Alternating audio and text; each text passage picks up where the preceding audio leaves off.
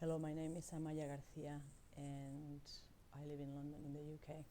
I created this YouTube channel to connect with people, to share my story, daily experience of being in lockdown in London during the coronavirus pandemic, and to offer other people to do the same if they wish. Um, Today I went out for the first time in 5 days. Woohoo! And yeah, it's Thursday here in London, and I hadn't been out since Saturday, mainly through my own choice, to be honest, because the lockdown only started 2 days ago when the government asked us to stay at home. But I started it on Saturday because I have been having some health issues and my immune system was a bit low, and so I just didn't want to risk getting the virus, basically, because it can, if your immune system is a bit low or weak, it can really make you very ill. So yeah, 5 days at home, which actually have been quite relaxing in a way. And yeah, the sun was shining when I left, and I thought I was gonna really enjoy it. I got on my bicycle. I love cycling in London, and I got on my bicycle, and I thought I would go to do a couple of things, like go to the pharmacy to get some medication and go to the supermarket and get some food. But actually, it ended up being more stressful than anything. Yeah, I thought I would really enjoy it being out, but first thing I went to the pharmacy and to get this medication that my doctor prescribed me for my recent health issue, and the shutter was down, and they were serving people on the door, so customers were not allowed in, and I thought it was a bit weird. And then I saw a note on the window saying that the pharmacy had 4 cases of coronavirus today, and the staff had been sent home, and no one, the customers were not allowed inside the shop. So we had to be served outside on the door on the street, and I thought, yeah, this is kind of the reality of what's happening. I think some people in London are still not getting this, but this is the reality. I was surprised also when I was cycling there to see quite a few people on the street and quite a lot of traffic, cars. As some of you know, my family live in Spain, where I'm from, and it's not like that there. I mean, people are literally not allowed to go out at all, not even for exercising, only for buying food and going to the pharmacy, and that's it. And they're very strict. The police is on the streets, and the army are on the streets, and they're very strict about that. And they are giving fines to people, I think between 600 euros and 3,000 euros, something like that, to people who break those rules, who just go out for the sake of going out. But of course, in Spain, they have a lot of cases now. They've realized they had to get quite serious with this. And I kind of felt a bit strange seeing so many people. I mean, it wasn't like a normal day. I live in Vauxhall in London, which is very central. And usually, I went out about 5 o'clock, and usually there's a lot of people, like professionals, office workers coming out of work, and there's always tons of people around. And it wasn't like that, but there was still quite a few people on the street, more than I expected, and lots of cars. And anyway, then after that, I went to that was a bit of a reality check, the pharmacy. And then I went to the supermarket. We have this very, very large supermarket. And before I went there, I had read online that they had new rules in the supermarket now, where they had placed some lines on the floor, and they were more strict about social distance, so that they were only the customers had to be at least 2 meters from each other whilst doing their shopping. So I was quite happy to go there, because I thought, okay, so finally they're getting more serious about this, and we'll be able to shop sort of without getting paranoid that somebody's going to cough next to you or something. Having said this, before I left, I put my latex gloves on and I had a mask on, because like I said, my immune system is not 100%, and I just had to be careful. So I went out with the mask, which was actually quite uncomfortable because I wear glasses, and the mask was sitting here, and I was trying to cycle on my bicycle, but my glasses were getting full of how you call it, steam. So I was trying to cycle and I couldn't see anything. But anyway, I thought, it's a small thing, a small price to pay to hopefully, save my life or something. So anyway, I thought the supermarket was going to be quite strict about these new rules, and they were saying, people have to be away from the cashiers, and there are lines on the floor and blah blah, and not people are not just going to be let in. There might be queues because we're going to let people in slowly. And I thought, okay, that's what they've been doing in Spain, and it seems to work. So when I go there was a bit of a queue, and I thought, okay, fair enough, I'll just wait. I was kind of I already had the idea that I was going to have to wait a long time to do my shopping, because that's what my family told me, that in Spain it's quite slow going shopping because they only let one person at a time in the supermarket. So I thought, okay, fair enough, I'll just wait here patiently, and I know what's going on, so that's fine. But then there was 5 minutes later, they let us all in. All the people in the queue then went in, and then we went upstairs to the actual supermarket, which is huge. And then people there were just behaving normally. Like, there was no social distance whatsoever. People were next to each other all over the place. And I was quite surprised. I was like, wow, this is a bit surreal. I mean, I've just been through 5 days in isolation in my flat on my own, just been in contact with people on the telephone and the computer and stuff. And suddenly I come here thinking that we are all going to respect these rules. But then it's like a breeding ground for coronavirus. There's like people literally next to each other. Most people weren't wearing gloves or masks. I think only about 15-20% of people were wearing something. The rest of the people, 80-85%, were wearing nothing, and they're all touching the trolleys and the baskets and the food and everything. And of course, as we know, coronavirus stays on things for a long time. And I was thinking, this is quite surreal. The government is telling us to stay at home to slow down the pandemic, and then you go to the supermarket and it's like a breeding ground for the virus. So I was quite confused about this, and a little bit frustrated, if I'm honest, because I thought this is like taking an unnecessary risk. So the only time when people were respecting the social distance was once you got to the till to pay. Then yes, there were some lines, and they weren't separated by 2 meters. There was only 1 meter between the lines, but at least there was something. So you just waited until the person before you paid, and once they paid and they left, then you kind of went and put your stuff on the next to the till, and then you paid and whatever. But also there were some tills where you can do like self-checking, where you can scan your own food and pay on your own without a cashier. And the lines on the floor to keep people separated were only about like 50 centimeters from each other. So that's not even a meter.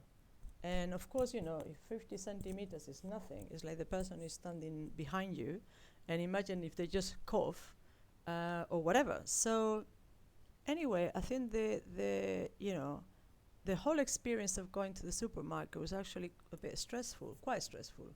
And normally I love going shopping for food. Like, it's like my favorite thing to do, because I'm not really a materialistic person, and I'm quite minimalistic in the way I live. But I love food. I'm a proper foodie, and I love cooking. So for me, going to buy food is like a lot of fun. I know some people hate it, but I just love it. So, and I never have bad experiences in the supermarket just because I like it so much. Today was the first time, I think, in years that I didn't actually enjoy food shopping. And it's like one of my favorite things to do in life. but I just didn't enjoy it. It was quite stressful. I just thought this is like a breeding ground for the virus. I can't believe that with everything that is on the news, with everything that we know now about what's happening in other countries, like what happened in China, in Italy, in Spain, in the States, all over the place. I mean, the virus is all over the world. With everything that we know now, how come people are not even like wearing some gloves or like staying away from each other, respecting the social distance thing? So I don't know. It kind of made me think that I think I'm just gonna go there as little as possible. I mean, supermarkets in London, at least, are asking people to go and shop in person as much as possible, so they can leave slots um, for online shopping for vulnerable people and for people who are self-isolating and might have the virus. But the reality is that I felt like I'm risking my health by going there. So I'm very safe and protected in my own home. But when I go there, it's like I said, it's like a breeding ground for the virus. So it doesn't make much sense. Even the staff working there weren't wearing gloves or anything. I just thought the whole thing was very surreal. And I'm kind of thinking, that because my family is in Spain, I have 3 members of my family currently with the virus, 2 of which are in the hospital. And I spoke to members of my family. My sister is a nurse in Spain. She's working in a hospital, and they hardly have any protective equipment. And she's really going to work feeling fearful for her own safety, because they just haven't got enough masks, enough gloves, and whatever.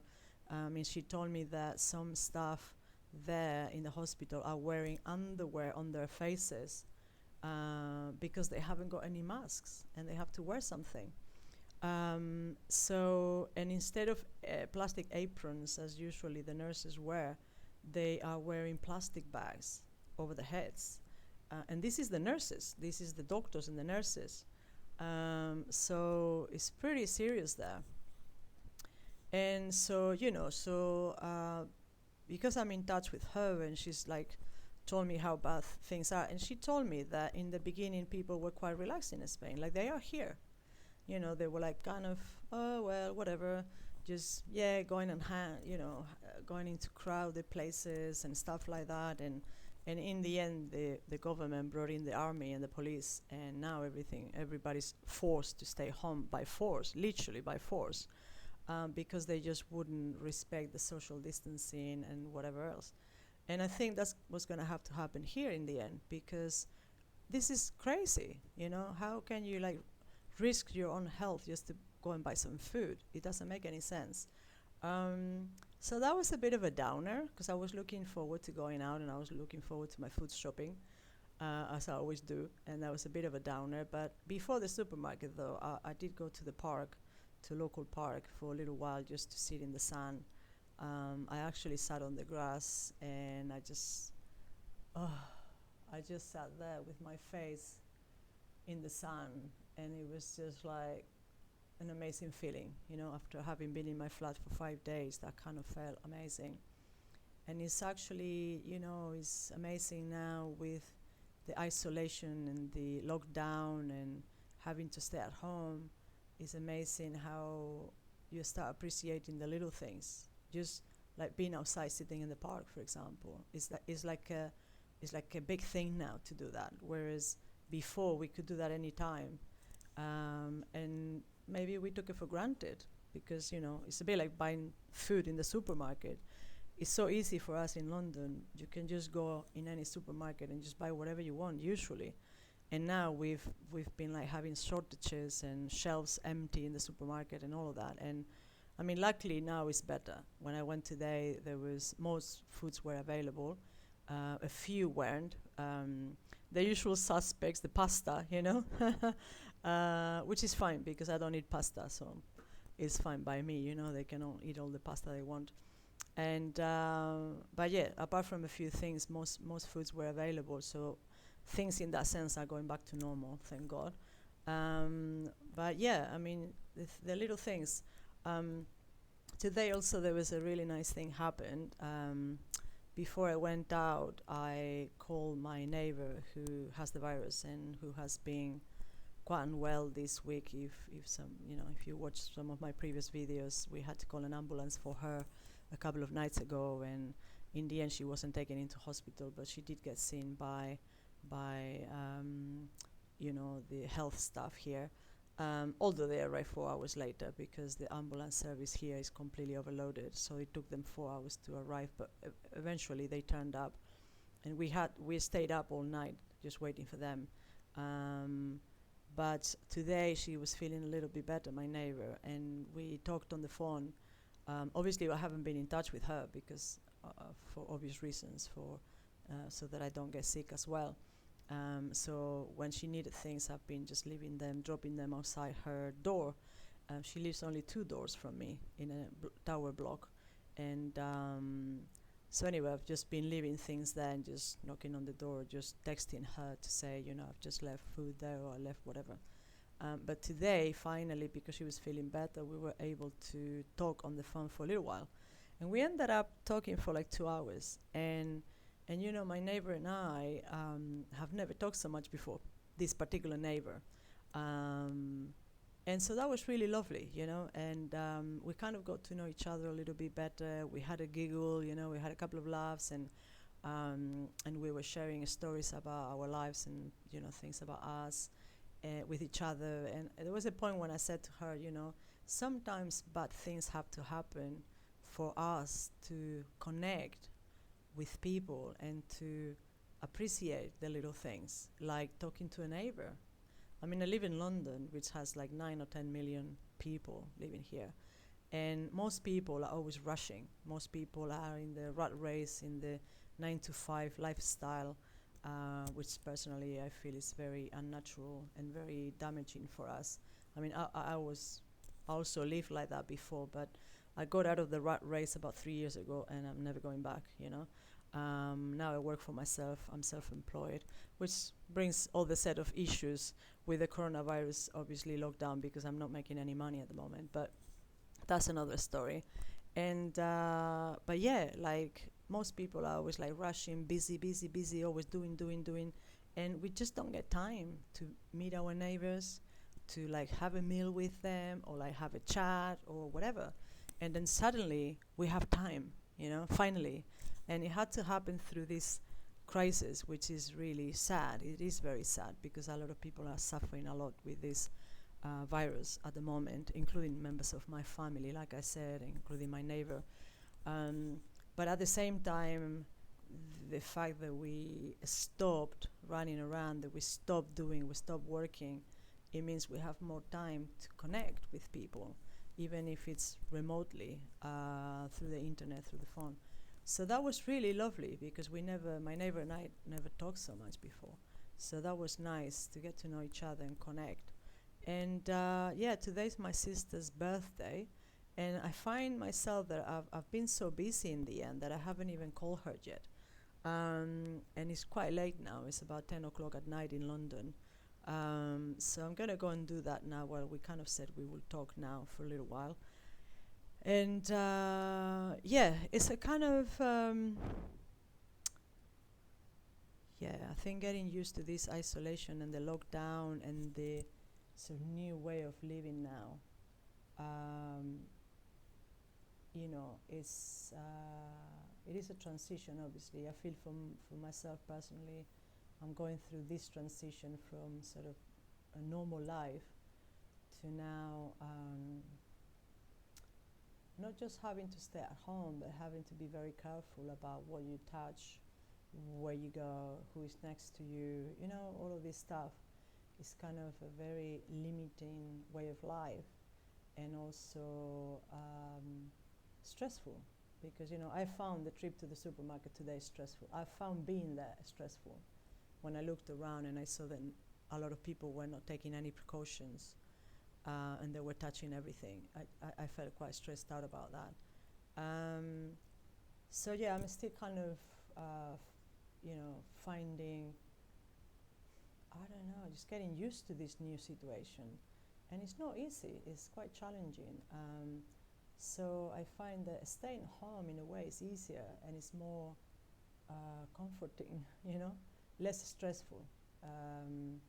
But of course, there is the financial issue. Like, I'm self-employed and I'm not earning any money at the moment. I don't have any savings because I spend my money in February going on holidays and going to my niece's wedding in Spain before the whole thing kicked off. And so I had no savings, basically. And if I don't earn money every week, I can't buy any food or pay my bills.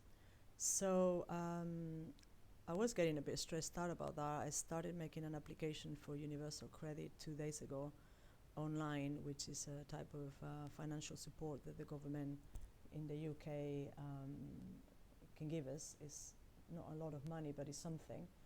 And yeah, I was put in a queue online for 14 hours, and there was 130,000 people in front of me to make this application. So of course the software collapsed, it crashed. After waiting 14 hours, I was trying to do it at 12 o'clock at night. When I finally got my place in the queue, it was my turn to do it, and then the whole thing just crashed, and it was 1 o'clock in the morning, and I was thinking, this is so surreal, So if you obviously, if the system online can't work and you can't make your application, you're still stuck with no work, with no money, and with no support from the government. So obviously they need to fix it soon. So I was getting a little bit stressed out about this, and today the government announced some help, some financial support for self-employed people, but they're saying that the money is not going to be available until June, and we are still in March, April, May, June. 3 months, right? 3 months for this money to be available. So how do they think that we are going to eat food in these 3 months or pay our bills? I'm not sure.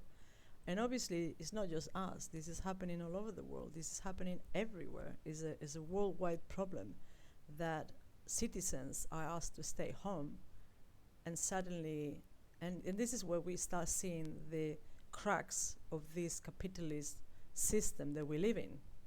Because as soon as money is out of the picture, we can't eat, we can't do anything. So, we're going to have to get creative, I think, and come up with solutions ourselves if we want to survive. I mean, personally, I have what I call my little farm, which is basically 2 boxes downstairs on the street where I plant food. And I've been doing that 2 years in a row in the summer. And so I'm going to start planting food very soon. And that's one bit of help, because when I have the food, I grow my own vegetables, and that saves me a lot of money. But also I eat organic, healthy food, almost organic, because you can't help the pollution in London, obviously. But I think at this time now we are having less pollution because we don't have so many planes and things happening. So, but also, like, I think I'm very lucky, because today, when the news came out, I had 2 friends actually offering me financial support. They offer me to lend me some money because they know I'm self-employed, and they know if I don't do my work, I just don't get any money. And that was it really touched my heart. It really touched me, basically, because at a time of need is amazing when people just offer help. And I mean, I do it all the time for others, and I see it as a normal thing, because I do believe I'm on the earth to do service and to help, people, animals, the planet, whatever, in the best way I can. I'm here to serve and to support others, and that's my purpose in life, I guess. And I kind of accepted that, and so I do it not even thinking about it. But when other people do it to me, it's like, wow, it's so nice, isn't it? It's so loving and so caring. So I'm very lucky. I'm feeling very grateful about this right now, because as soon as the news came up, 2 friends already texting me, if you need money, I can lend you some money and whatever. Just tell me how much you need. It's no problem.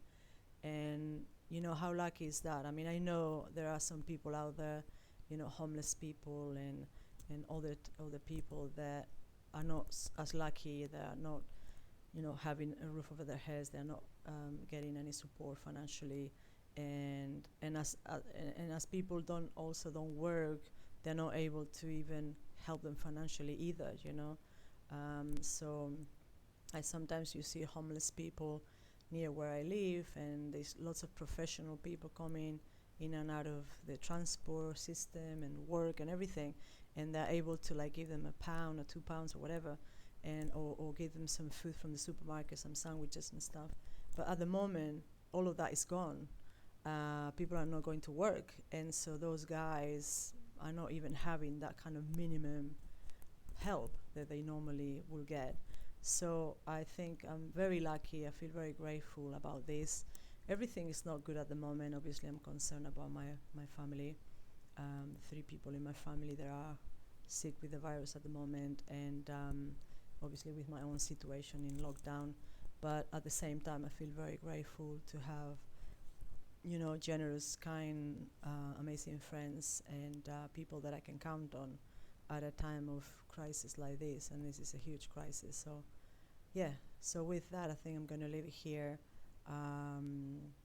It wasn't a straightforward day. There were some ups and downs, but at the moment I feel very grateful,